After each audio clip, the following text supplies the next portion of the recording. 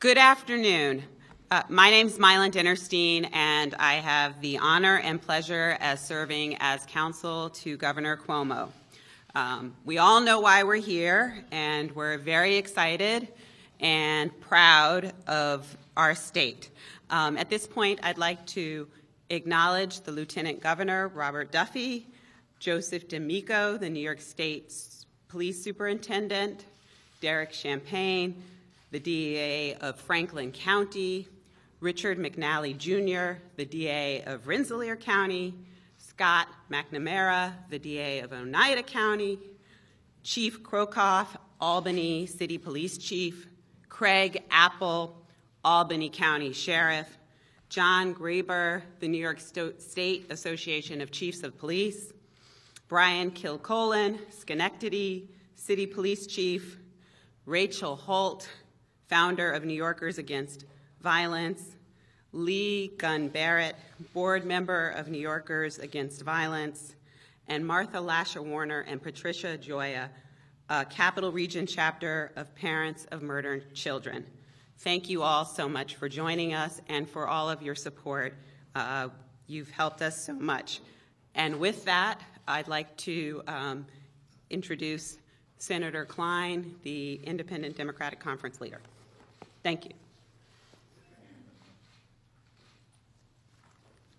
Thank you very much. I want to acknowledge one of our Independent Democratic Conference members, Senator Diane Savino, representing Staten Island and Brooklyn. Thank you for being here today. When the voters send us to Albany, they expect us to deliver results.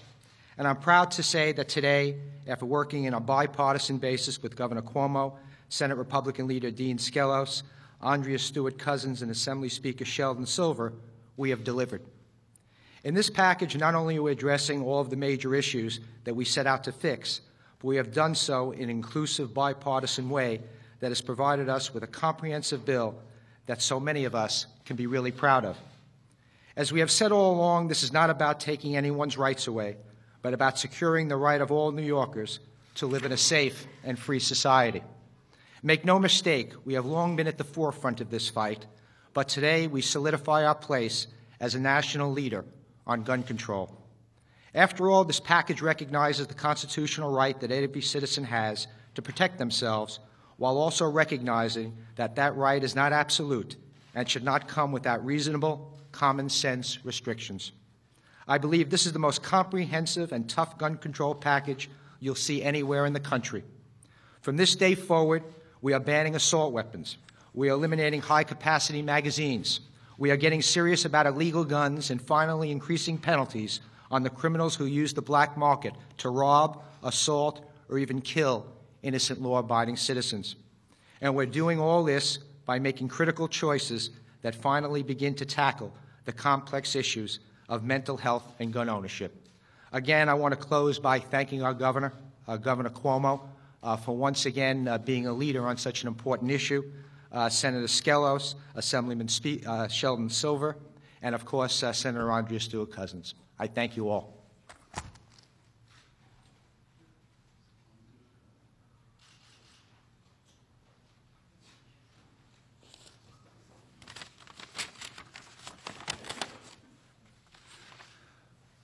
The Assembly majority has long fought for sensible gun laws to protect New Yorkers against unnecessary violence. There are too many victims of senseless gun violence in communities everywhere. I'm saddened that it took the devastating events of the Sandy Hook Elementary School and the shooting in Webster, New York, to move people to action. No civilian needs or should be able to purchase an assault weapon intended to kill as many human beings as swiftly as possible. Let us be perfectly clear. This bill is about protecting people, protecting our children, protecting our families, protecting first responders, police officers, and firefighters. The solution to gun violence is not more guns. The solution is sensible new laws like this to finally address the problems we face. Make no mistake, we still have serious questions to answer when it comes to our culture of violence. But we have taken a critical step forward today, a step we owe to the victims of Newtown, Webster, and communities everywhere. I would be remiss if I didn't applaud the leader of this effort, our governor, Governor Andrew Cuomo. Sensible, quick, aggressive push for passage and enaction of this measure. That is the hallmark of his entire 2 years as governor. He's kicking off this third year in that same way, with this being the first chapter that we signed today. I'd also like to salute the members of the Democratic Conference who supported this measure, who believed in this measure, and the eloquence of Chair of our Codes Committee, Joe Lenthal, in actually debating this measure for many hours today. So thank you. This is an impressive start to the 2013 legislative session.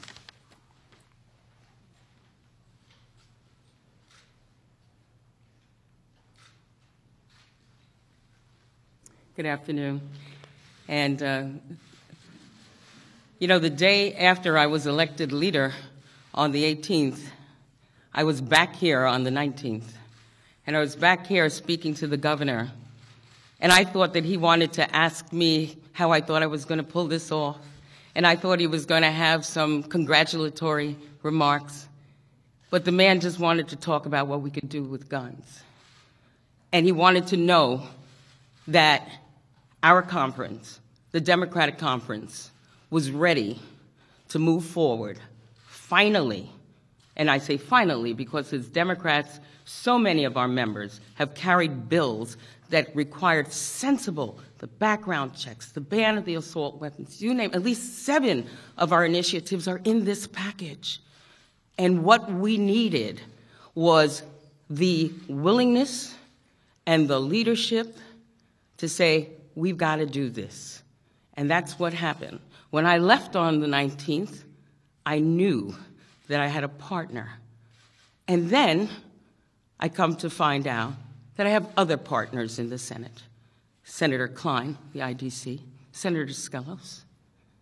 And we proceeded 1 month after the tragedy of Sandy Hook to say to the nation, it's not acceptable to ignore the common sense things government can do to stem gun violence. So I'm so happy to be here with the Assembly, with Speaker Silver, and all of my colleagues. I'm with my deputy, Mike Gianaris, to say to New York, we are a safer place. We are safer because we've done something that you expected us to do, and we had a great leader in pulling it all together. That would be our governor, Andrew Cuomo.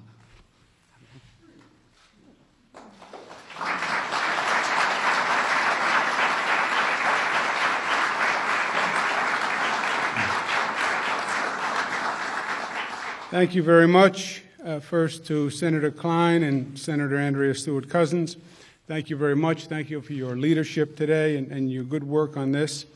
To Speaker Sheldon Silver, thank you for your leadership on this issue for many, many years. As the Speaker mentioned, this unfortunately required tragedies and loss of life to actually spur the political process to action, but it's an issue that many people have worked on for many, many, many years without the type of success we've seen today. But it's the effort that has been made for many years, and we applaud all of them.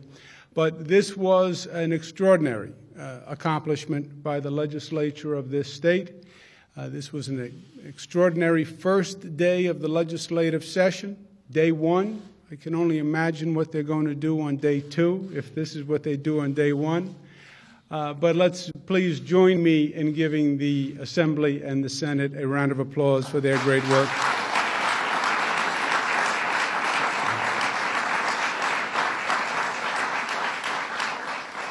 I want to welcome Leah Gunn Barrett, and the victims and the advocates for sensible gun control who've worked for so many years on this effort, and in many ways worked for so long to get to today. I want to thank the district attorneys who are with us, Derek Champagne and the District Attorneys Association that worked very hard to pass this bill. Let's give them a round of applause. Thank you for being with us.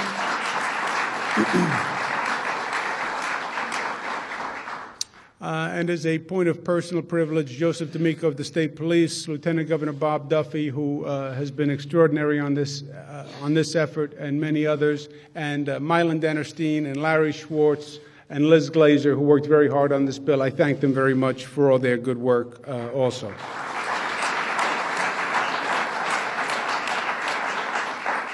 As you heard, this is common sense. You know, sometimes it's difficult to get to a place where you can actually exercise common sense. But this is a gun control bill, if you will, that actually exercises common sense. The first point is people who are mentally ill should not have access to guns. That's common sense. It took society a long time to get there. It was complicated to come up with a mechanism to actually effectuate that. But that's probably the hallmark of this bill, coming up with a system that allows for mental health screens, which then means you need a database of ownership so you can actually do those screens.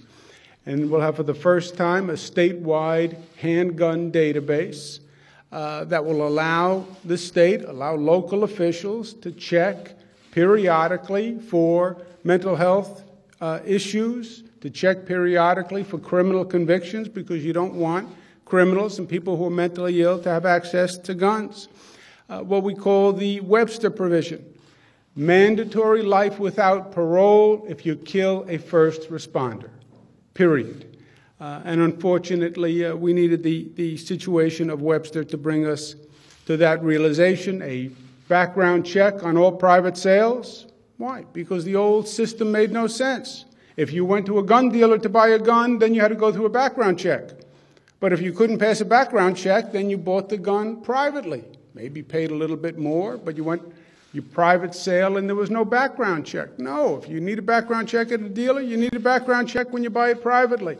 And this is the first system that actually implements that.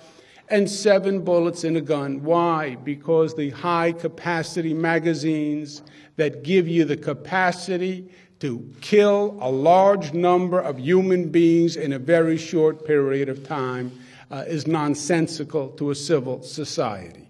And 7 bullets capacity in a gun takes care of hunters, takes care of sportsmen, takes care of target shooters, but God forbid there's a situation with a person who is mentally ill or a person who, one reason or another, wants to kill a large number of people. It gives law enforcement a chance. And that's the common sense of 7 bullets in the gun. I am proud to be a New Yorker today. I am proud to be part of this government, not just because New York has the first bill, but because New York has the best bill. This is a complex, multifaceted problem, and this is a comprehensive bill that addresses the full panorama and spectrum of issues that come up. I'm proud to be a New Yorker because New York is doing something, because we are fighting back, because yes, we've had tragedies, and yes, we've had too many innocent people lose their life, and yes, it's unfortunate that it took those tragedies to get us to this point, but let's at least learn from what's happened. Let's at least be able to say to people, yes, we went through terrible situations. But we saw, we learned, we responded, and we acted, and we're doing something about it. We are not victims. We can strike back, and we can defend ourselves, but we're going to do it intelligently, and we're going to do it prudently, and we're going to put rules in place that actually protect innocent people in society. That's what the state of New York is doing today. And it says common sense can win, and good people can win. and you can actually get government to work and get good things to happen, you can overpower the extremists with intelligence and with reason and with common sense. And you can make this state a safer state. And that's what we're going to do today with the passage of this bill. It was my honor to play a role in it. It is exactly what we pledged when we came here, to make this state a better state. Today we are doing just that. Please join me at the table and let's sign this bill. Thank you.